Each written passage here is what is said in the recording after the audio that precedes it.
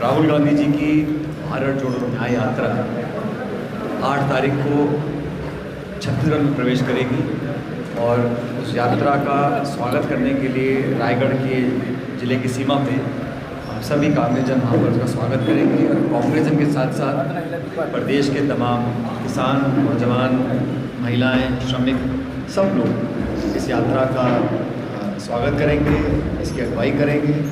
और अंबिकापुर में 13 तारीख को राहुल गांधी जी की एक विशाल जनसभा प्रस्तावित है।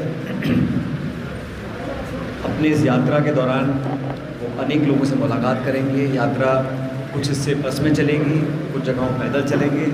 और इस यात्रा का जो उद्देश्य है वो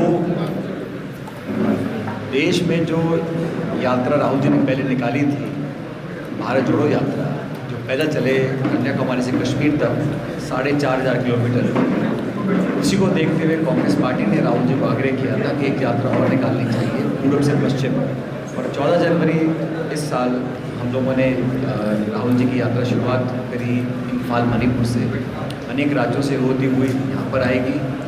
20 मार्च को यात्रा का समापन होगा मुंबई में। व्यवस्था ऐसी ना बने जहाँ पर विपक्ष के लोग, विपक्ष के नेताओं पर लगातार आक्रमण हो, उनका चरित्र हनन किया जाए। भारत सरकार की एजेंसीज लगातार जिनका वैचारिक विरोध केंद्र सरकार से है, जो राजनीतिक विरोध करते हैं, उनकी आवाज़ों को दबाने का जो काम किया जा रहा है, उसकी सब भर्त्सना करते हैं, निंदा करते हैं। प्रतिशोध की भावना से, बदले की भावना से अगर काम होता है तो वो लोकतंत्र के लिए एक स्वस्थ परंपरा नहीं है। और राहुल गांधी जी ने हमेशा कहा है कि इस देश में वो सरकार बनी है जो पूर्ण बहुमत की सरकार है, लेकिन 10 साल से लगातार जो नीति निर्माण हुआ है, जो कानून बने हैं, जो पॉलिसीज़ बनी हैं, वो सिर्फ चंद लोगों को फ़ायदा देने के लिए बनी है। और अमीर गरीब की जो खाई है वो लगातार बढ़ती चली जा रही है।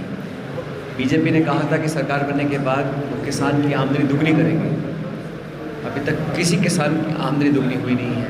ना तो कालाधन समाप्त हुआ है और ना ही जो उन्होंने वादे किए थे महंगाई कम करने के, बेरोजगारी खत्म करने के, किसी वादे पे वो कारगर साबित हुए हैं। 10 साल की बीजेपी की रिपोर्ट कार्ड अगर जनता देखेगी, उसके आधार पर मत पड़ेगा। तो मुझे पूरा विश्वास है कि कांग्रेस और इंडिया का जो अलायंस हमारा गठबंधन बना है, उसको बहुमत मिलेगा लोकसभा चुनाव में।